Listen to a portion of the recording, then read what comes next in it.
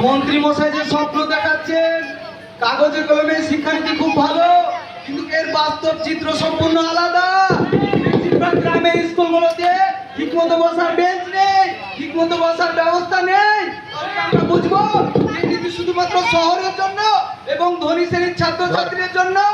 মন্ত্রীজি, আইন সবকে लिए बराबर है, of the people, by the people, for the people। আইন শহর के लिए अलग, আইন गाँव के लिए अलग नहीं हो सकता। তাই আমি শিক্ষামন্ত্রীর কাছে জানতে চাই কেন এত গ্রামের স্কুলগুলোর বেহাল অবস্থা? জবাব দিন, জানতে চাই, জবাব দিতে হবে। আপনি শান্ত হয়ে বসুন। শিক্ষামন্ত্রী, আপনি ওনার প্রশ্নের উত্তর দিন। ধন্যবাদ স্পিকার মহাশয়। মাননীয় অধ্যক্ষ মহাশয়, বিরোধী সদস্য অত্যন্ত গুরুত্বপূর্ণ প্রশ্ন করছেন, ওনার প্রশ্নের উত্তরে জানান। কান দিয়ে উপরে এই ঝাপসা জানা না হবে, মাঝে মাঝে ছবি তুলবি, দাঁড়িয়ে দেখবি বক্তব্য। আশ্বস্ত করে বলতে চাই যে এই নীতি কোনোভাবেই শহরের নীতি নয়। সমগ্র শিক্ষা অভিযানের মাধ্যমে প্রতিটি গ্রামীণ স্কুলেও সমানভাবে উন্নয়নের কাজ চলছে। এনইপি 2020 কোনো রাজনীতি দলের নীতি নয়, বরং এটি ভারতের ভবিষ্যতের নীতি। আমরা স্বামী বিবেকানন্দ ও রবীন্দ্রনাথের আদর্শে এমন এক শিক্ষা ব্যবস্থা গড়ে তুলতে চাই যা ভারতকে এক যুগান্তকারী বিশ্বগুরু হিসেবে প্রতিষ্ঠিত করবে।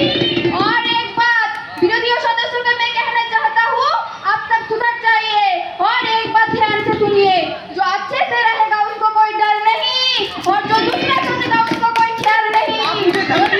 अपने शांत हो बसुन। Order, order, order, order, अपने शांत हो बसुन। Honorable members, please maintain decorum of the house। এবার প্রশ্ন নম্বর 7, বিরোধী দলের সদস্য রোহান শেখ, আপনি আপনার প্রশ্নটি উত্থাপন করুন। ধন্যবাদ মাননীয় স্পিকার মহাশয়া। আমার প্রশ্ন হচ্ছে স্বাস্থ্যমন্ত্রীর কাছে। কয়েকটি রাজ্যে ডেঙ্গু পরিস্থিতি এক ভয়াবহ আকার ধারণ করেছে। হাসপাতালগুলোতে বেড নেই, পর্যাপ্ত পরিমাণ ওষুধ নেই। স্বাস্থ্য দপ্তরের নাকে তেল দিয়ে সরকার সাধারণ মানুষের জীবনে কেন ছেড়ে দিয়েছে? पूरा देश का नागरिक, पूरा देश का जनता आपसे जवाब मांग रहा है। आप देश के लिए क्या करें, देश के जनता के लिए क्या करें? जवाब दीजिए मंत्री जी। মাননীয় স্পিকার মহাশয়, বিরোধী সদস্যের এই বাধা সম্পূর্ণ ভিত্তিহীন। সরকার প্রথম দিন থেকে এই বিষয়ে সজাগ হতে সম্মত। সরকারি হাসপাতাল ডেঙ্গুর জন্য পৃথক আলাদা ওয়ার্ড খোলা হয়েছে। এমনকি ব্লাড ব্যাঙ্কগুলিতে প্রচুর পরিমাণে ব্লাড ও ব্লাড ট্যাঙ্ক মজুদ আছে। তাই আমরা অকারণে আতঙ্ক না ছড়িয়ে বিরোধীদের এই কাজে মানুষের পাশে দাঁড়ানোর জন্য অনুরোধ করছি। শাসক দলের নতুন সদস্য শ্রী বিনয় টুডু মহাশয়, আপনি অনেকক্ষণ থেকে লোকসভায় মোবাইল ব্যবহার করছেন। আপনি কি জানেন না অধিবেশনে মোবাইল ব্যবহার করা নিষেধ? সরি স্পিকার ম্যাম, আমি নতুন সদস্য হিসাবে আজ প্রথম অধিবেশন যোগদান করেছি বটে, তবে আমি কথা দিচ্ছি যে ভবিষ্যতে আমার দ্বারা এই ভুল আর কখনো হবে না বটে। Thank you ma'am. আপনি আসন গ্রহণ করুন। কোশ্চেন নাম্বার 8, বিরোধী সদস্য সারাবান দৌড়া, আপনি আপনার প্রশ্নটি উত্থাপন করুন। থ্যাংক ইউ স্পিকার ম্যাম, আমাকে প্রশ্নটি করতে সুযোগ দেওয়ার জন্য। আমার প্রশ্ন মাননীয় মন্ত্রী মশাইয়ের কাছে। আমি জানতে চাই নির্বাচন কমিশন ভোটার তালিকার স্পেশাল ইন্টেনসিভ রিভিশন বা এসআরএফ প্রক্রিয়া নাম করে সাধারণ মানুষকে কেন হয়রানি করছে মন্ত্রী মশাই?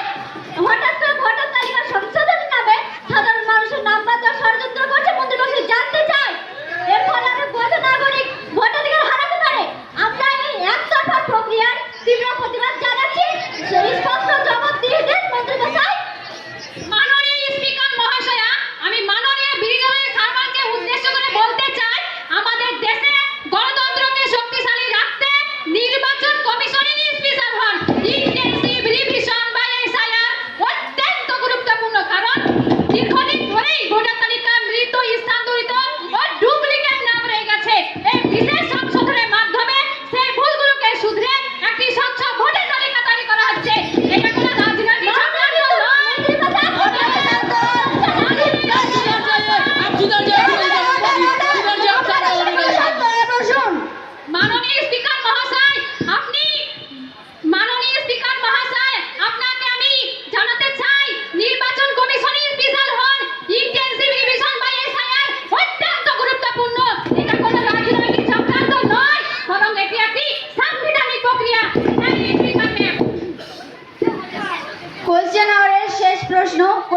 নম্বর 9 বিরোধী সদস্য রাজিয়া সুলতানা, আপনি আপনার প্রশ্নটি উত্থাপন করুন।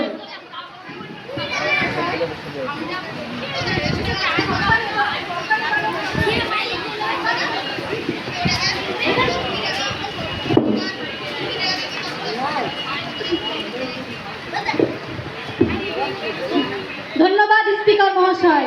সরকারি দলের ছোটকদের স্লোগান সবকা সাথ, সবকা বিকাশ, সবকা বিশ্বাস, কিন্তু বাস্তবে যুব সমাজ, নারী সমাজ আজ দিশেহারা। আজ দিল্লির মুখে নির্ভয়া কাণ্ড মানুষের দেখতে হচ্ছে। আজ কলকাতার আরজি কলেজে মানুষ দাঁড়ে দাঁড়ে ঘুরে বেড়াচ্ছে। জিনিসপত্রের যে দাম আকাশ ছোঁয়া, শুধু নীতি আর স্লোগান শুনে মানুষের পেট ভরবে না। তাই এই নিয়ে সরকার কি পদক্ষেপ গ্রহণ করেছে তা আমি জানতে চাই। ধন্যবাদ। ধন্যবাদ মাননীয় স্পিকার মহাশয়। আমাদের সরকারের মূল মন্ত্র অত্যন্ত স্পষ্ট, সবকা সাথ, সবকা বিকাশ, সবকা বিশ্বাস।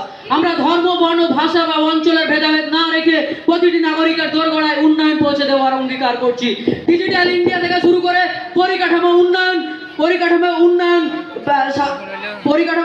প্রান্তিক মানুষের ব্যাংক অ্যাকাউন্ট থেকে খাদ্যশস্য দেওয়ার ব্যবস্থা করা হয়েছে। এছাড়াও নারী সুরক্ষা বিল আনা হয়েছে, যার ফলে ধর্ষকদের কঠোর থেকে কঠোরতম সাজা দেওয়ার আইন পাস করানো হয়েছে। ধন্যবাদ স্পিকার। আপনি আসন গ্রহণ করুন। প্রশ্নোত্তর পর্ব শেষ হলো। Does anyone have any question? If so, you can ask. No. এবার 0 আওয়ার। মাননীয় বিরোধী দলের সদস্য রোহান শেখ, আপনি আপনার প্রশ্নটি উত্থাপন করুন। ধন্যবাদ মাননীয় স্পিকার মহাশয়। আমি অত্যন্ত একটি জরুরি জনস্বার্থবাহী বিষয় আপনার মাধ্যমে সবার নজরে আনতে চাই। দেশে আজ বেকারত্বের হার চরম সীমায় পৌঁছেছে। জেনজি বা যুব সমাজ আজ দিশেহারা। সরকার তাদের চাকরি দেবো বলে ক্ষমতা এলেও তাদেরকে কোনো চাকরি দেওয়া হয়নি, কারণ শিক্ষা আনে চেতনা, চেতনা আনে বিপ্লব, আর বিপ্লব আনে মুক্তি। তাই এই সরকারের নীতি হচ্ছে সবকে অশিক্ষিত রাখবো এবং নিজেকে শাসনকে টিকিয়ে রাখবো, কিন্তু এ বাস্তবে হবে না, কারণ শিক্ষার কোনো শেষ নেই, শিক্ষার কোনো বয়স নেই। তাই আমি জানতে চাই, আমি অবিলম্বে সরকারকে বলতে চাই যে আপনারা যদি সরকারিভাবে যুবক সমাজকে চাকরি দিতেই চান, কর্মসংস্থার দিশা দেখাতেই চান, তবে অবিলম্বে একটি শ্বেতপত্র প্রকাশ করুন। ধন্যবাদ। মাননীয় স্পিকার মহাশয়া, বিরোধী সদস্যের উদ্বেগের প্রতি আমি সম্মান জানাই, তবে উনার তথ্য কিছুটা অসম্পূর্ণ। আমরা গত 6 মাসে যুবা প্রকল্পের অধীনে প্রায় 50,000 তরুণ তরুণীকে স্বনির্ভর হওয়ার জন্য ঋণ প্রদান করেছি এবং বিভিন্ন রাজ্যে নতুন নতুন আইটি হাব তৈরি হচ্ছে, যেখানে আগামী 1 বছরে লক্ষাধিক কর্মসংস্থান তৈরি হবে।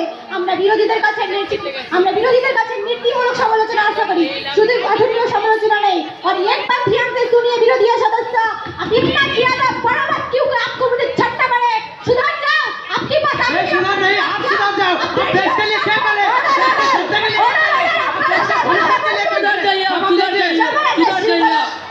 সবাই আপনার শৃঙ্খলা বজায় রাখুন, এভাবে আমাদের বিতর্ক চলে না।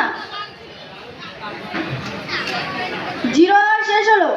এবার দৃষ্টি আকর্ষণে মোট 4টি প্রস্তাব জমা পড়েছে, কিন্তু সময় ও গুরুত্ব বিবেচনা করে মাননীয় বিরোধী দলের সদস্যের প্রস্তাবটি গৃহীত হয়েছে।